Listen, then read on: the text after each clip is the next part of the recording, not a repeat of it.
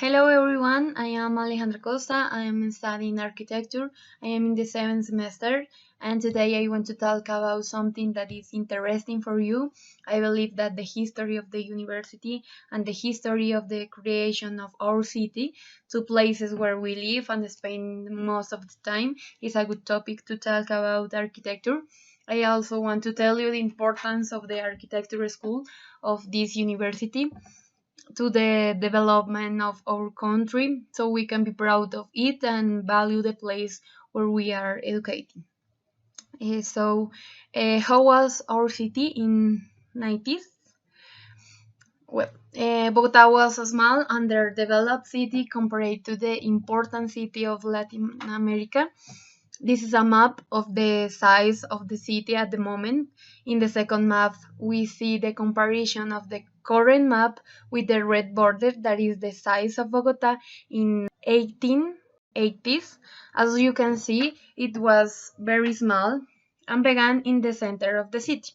Between 1850 and 90s, the city had approximately 90,000 inhabitants. They were around 3,000 houses. Electricity, water, and sewerage service reached very few houses. The conditions were very difficult, and the city didn't progress. Then, around the 19th, the age of development begins. The intention of the state to renovate and build the city, build state buildings, give rise to progress arises. Things like the train from the Savannah to Facatativá and the electric tram came up. The San Francisco River was channeled, which today is the environmental axis or the 13th Street. Before, for example, for lack of sewage, people throw the droppings in the rivers, and those rivers passed through the houses.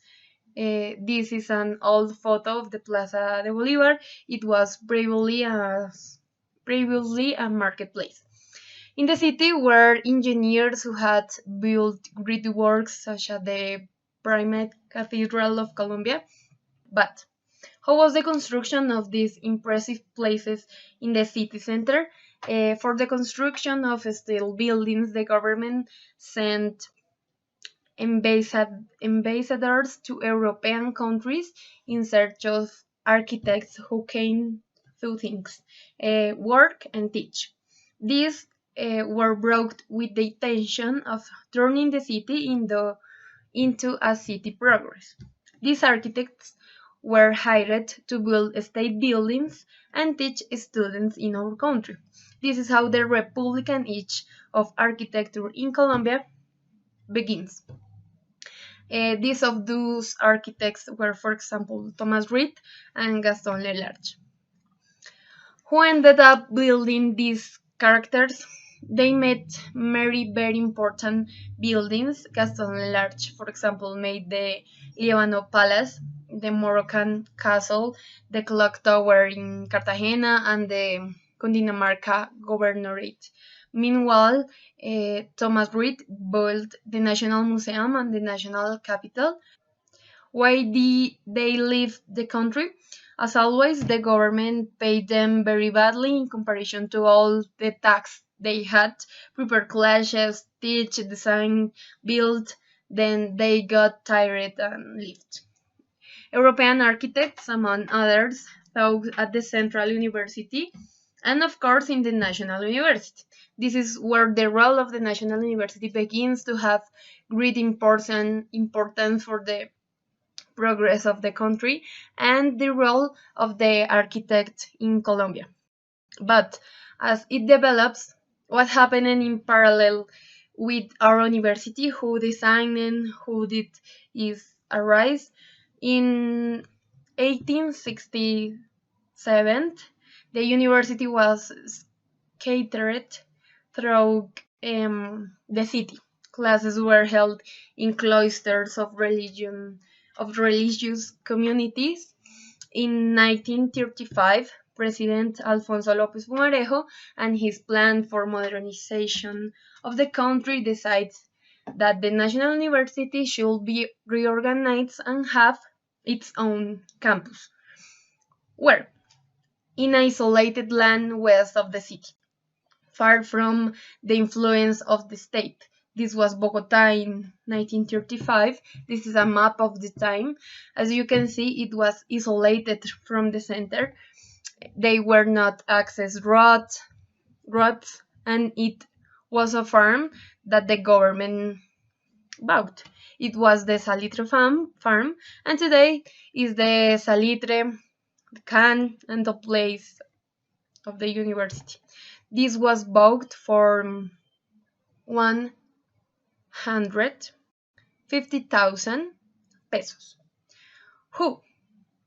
As I told you before, they hired foreigners. The first was Fritz Carlsen, a pedagogue from Poland who organized the areas of knowledge, the programs that already exist at the subjects in 14 departments. The next important character, is Leopoldo Rotter, a German architect in charge of the location, design, and organization of its departments.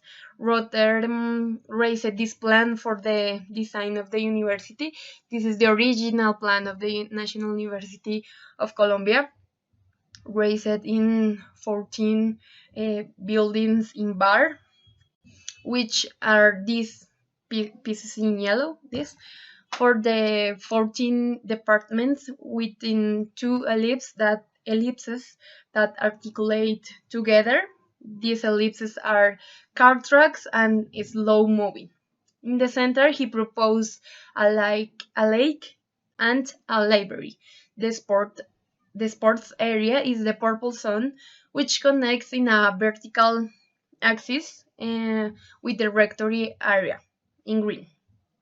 The intention of a campus is to create a city of knowledge, and it's clear example of what an architect's goal should be: to devise spaces with a relationship and meaning. The layout of these buildings, their paths have a meaning.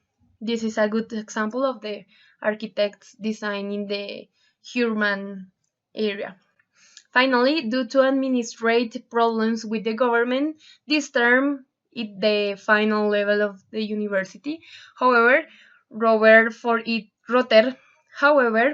Rotter, for its German influences, designed the first buildings of the university that begins the period of modern architecture in the country, a white city. This architecture is characterized by contrasting Republican architecture. Remember that is the architecture of the great palaces in the city center.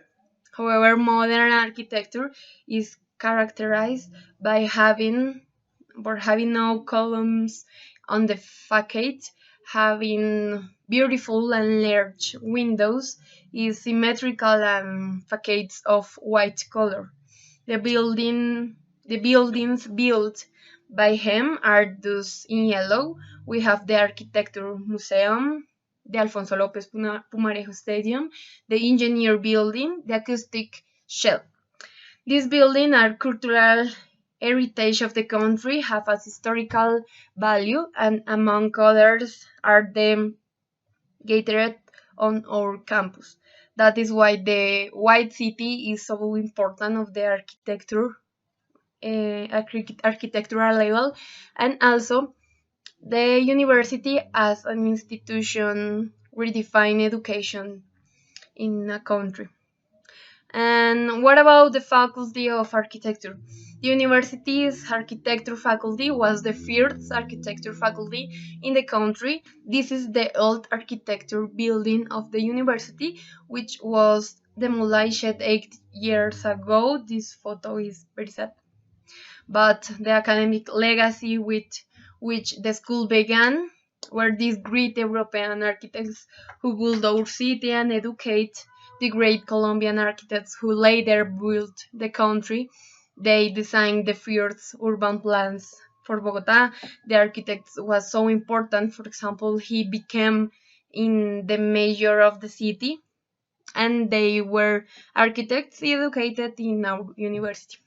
So these architects were the founding generation of the school. These architects were still university teachers for generations, and now they are my professors. For example, Eugenia Cardoso built the León the Grave Auditorium.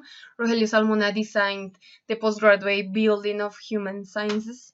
Among the other buildings in Bogota, such as Virgilio Barco Library, the Park Towers, and Fernando Martinez Zanabria built the economic science building. All of them were educated in the National University, then they were teachers and at the same time important architects in our country. As I said, they educate the first generation that in turn educate, for example, Leonardo Alvarez and Camilo Avellaneda, who designed the university's nursing building and the SAT, respectively.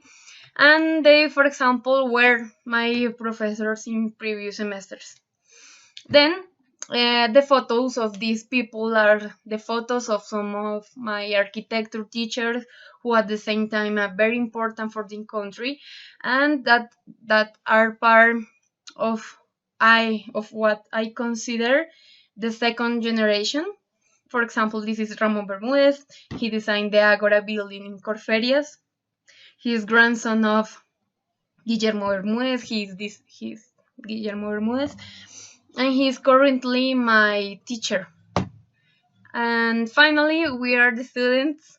This is a picture of my friends who know that we have a great responsibility for the architecture legacy we receive. Thanks for your attention. I hope you had learned something else about the creation of our city and our university and the importance of this. Bye.